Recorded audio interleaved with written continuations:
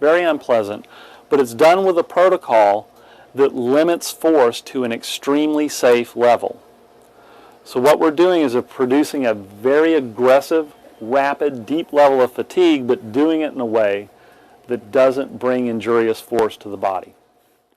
Nautilus and Arthur Jones, the inventor of Nautilus, is the germ cell for all of this version of exercise.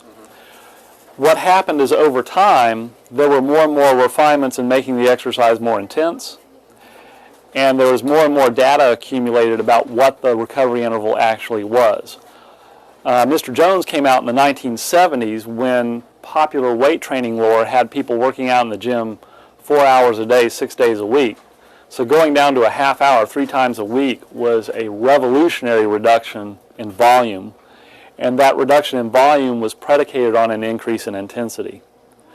But as they researched that more and more, what they found was the stimulus or the trigger for this adaptive response to occur was an aggressive level of fatigue of the muscle. And once you reach that threshold of stimulus, doing it again is sort of like being at the elevator and you press the button and the elevator's not coming quick enough for you, so you hit the button again. That's what multiple sets are akin to, is standing at the elevator and pressing the button over and over again.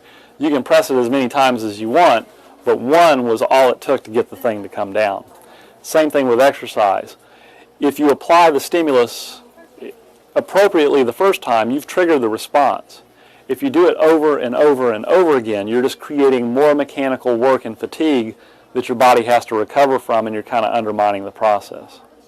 So the basis of this kind of exercise is not to figure out how much exercise can I stand. We're trying to figure out exactly how little do you require to reach the goal. And the 12 minutes a week comes from when you do it properly, when it's really hard and you're producing the appropriate level of fatigue in a short amount of time. 12 to 15 minutes is about all you want, and it's all you can stand. On average, what we find is the average recovery for the general populace falls at about 7 days. Some people are ready by the 3rd day, some people aren't ready until the 10th or 12th day. And the way we know that is we keep very meticulous records. If we've applied the exercise stimulus appropriately and we've allowed the body enough time to make its adaptive response, at the next workout you should indicate being stronger on every single movement. At either the same or an increased weight, you should have a longer elapsed time until you reach complete muscular fatigue. And we use that as feedback because at once a week you may come to a point where all of a sudden by the next workout you didn't show progress or you even retrogressed. And that's our signal that we need to manipulate the workout to either be shorter, have a longer recovery interval, or a combination of the two.